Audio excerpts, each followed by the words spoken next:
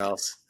Well, I know because Um, the guys had toured, I think a 300,000 square foot facility with you guys a couple months ago, and looking at it, like, I mean, that's a big jump even from multifamily into, I feel like, you have over here residential multifamily, and then on this other side yeah, is other commercial that people don't necessarily touch on. Like, you want to talk about that a little bit? yeah. Well, and I'll cover that transition a little bit. So I was buying at the auction, and for people not familiar with how that works here in Arizona, at least at our courthouse downtown Phoenix, they were selling upwards of a few hundred homes a day.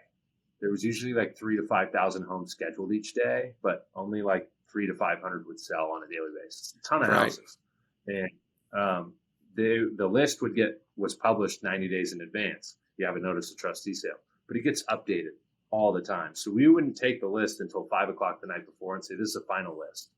And over the course of reviewing those, we're just really looking at basics like opening bid if one is set relative to the square footage. Do we like buying this house at 20 bucks a square foot? So we could sort it with Excel and decide, okay, we like these 50, right, out of the whole thing. And then we'll put those on a map and decide we really only like maybe 20 of these, and we'll go drive those 20 houses. And we, like other people, would usually narrow down to similar parts of the list. So when I'd go put stickers on, I knew the good houses on the list that were kind of priced too cheap. Um, and inherently, some of those would be like a duplex or a triplex or something. So the first multifamily unit I ever bought was a triplex. It was in Phoenix, 929 West Pearson. I'll never forget this thing because it was such a nightmare. I think I paid 33 grand for 3 units in like 2009. And this thing was trash. It should have been torn down, but I didn't know that at the time. So, we just go in and we start renovating it. And like we had to redo all the wiring, all the electrical and everything. And 2 grand of copper ripped out. We install it one day, it's gone the next. Like just never ending stuff like that. So that was the first multifamily. Um, and then I got connected up to some guys at Marcus Millichap that have later moved on to CBRE, still very close friends and partners and investors of mine. And we bought a 7 unit out in Buckeye. And they said, hey, you should look at apartments. There's more money here. And it was pretty simple. First guy had a boat, said real estate. These guys said apartments, more money. I just followed the money. Yeah. Uh, and we bought that 7 unit for $72,000 on over an acre of land. It was a fourplex with 3 freestanding homes Wow. You on it. still have And it it? was across the street. I sold this thing 3 times, Oh, wow. and I still bitch at the broker about it because the guys that bought it before me had bought it in July of 08 for $630,000. I bought it in early 09 for $72,000. Wow.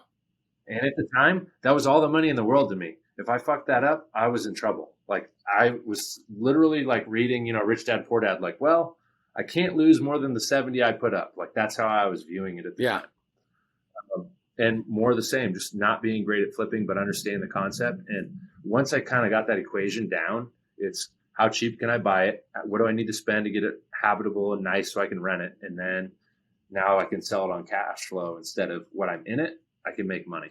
So I skipped the transition, but you know how it works. Yeah. We can dig. Which brings up a totally different point. A lot of people look at like appraised value and how they could flip, where you just touched on it. You're selling the cash flow essentially. So you could, 10x a dead asset pretty quickly. Like people are buying that income stream, that cash flow that's coming in, which is totally different than just buying a single family house, right? So Yeah. So the first time I fixed that place up, I put about 30 grand into fixing it, and I sold it for 175.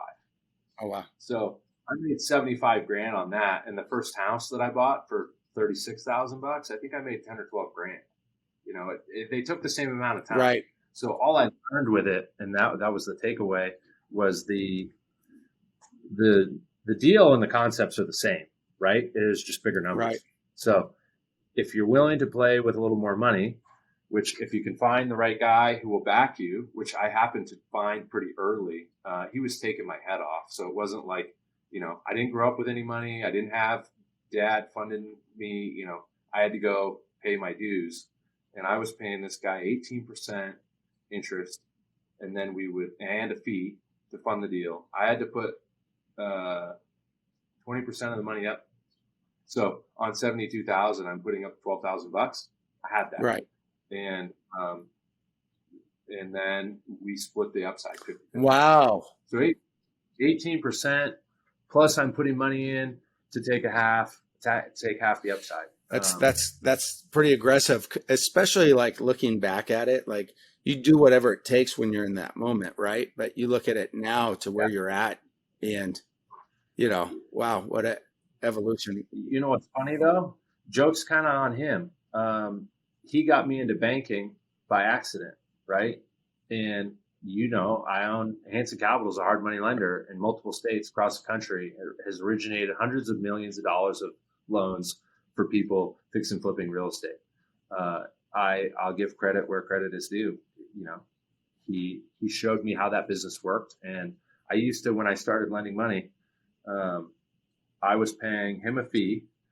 I was lending it out at 18%. I was collecting the payments and handing him 100% of the revenue from the interest. I was using lending as a loss leader to do more auction bidding business. Oh, wow. Because I knew if I could lend you money to buy a house, you'd one, buy a house, I'd make a bid fee, and two, if you could use a loan instead of cash, you could buy 2 or 3 times as many houses. Right. Now, in hindsight, that seems pretty dumb, right?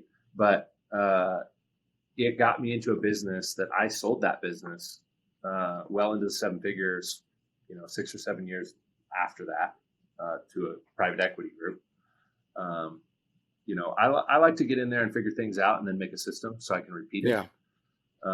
And then I took those concepts, we've taken them to a bunch of different areas in real estate. Like we just sold a coffee shop in Tempe called Black Rock Coffee. Okay. They're out of the Northwest. They've got 70 some stores now. I mean, cool, really cool company. We like this company. And we bought a Long John Silver's that was empty. And then we got the tenant secured. We did the renovations, and we resold it. Like we paid $700,000 for the building, roughly $500,000 in construction, and sold the project for $1.95. Wow. So big money in retail. But I take that concept that's standard practice in retail, and I'll go take it to industrial, or I'll take something that I learned in residential with homes and take it into the multifamily space. Even the Missouri deal, find an office, great location, and you can turn it into something that'll make a lot of money. It's just repurposing and being creative. Yeah, and I think that that's what the market's showing right now is how, I guess when there's market contraction back in 2008 or 9, picking up a multifamily for 10 grand a door. I don't know if it gets much better if you could reposition a office building into an apartment and do better as far as financially on buying it. But with the different shakeup in the market, especially now, it just seems like some other opportunities are presenting themselves, and obviously knowing how to reposition them or look at them and think, is this the highest and best use for this property, is obviously key. So you've got that part down. So you've done all of these things, but like you're doing some bigger stuff. So this is encouraging, I think, for a lot of people that might be watching this that are thinking like, well, that's good for them, but that's good for Chris, but and now that people could hear your story, it's not like A to Z. You got to get in the game and pay your price, but you're also, like you mentioned, these people that got you to go out to, I think wherever it was, Buckeye or wherever it was, to do that. And you said, now they're at CBRE, so you talked about the relationships, right? So let's talk about that for a second. Like, I don't think a lot of people that are getting into the business that are new understand really how small the industry really is and how much they need to protect their names, build that relationship with all different types of people, whether it's your title. I know you got your list. You talked about your list. that you got of the, pre-foreclosures, NODs and stuff like that. So, and, these realtors and people like that, they want to do business with you because you're a likable guy, but also they know you're creative and you get stuff done. And at the end of the day, that's what people want. They want to work with someone that gets shit done. So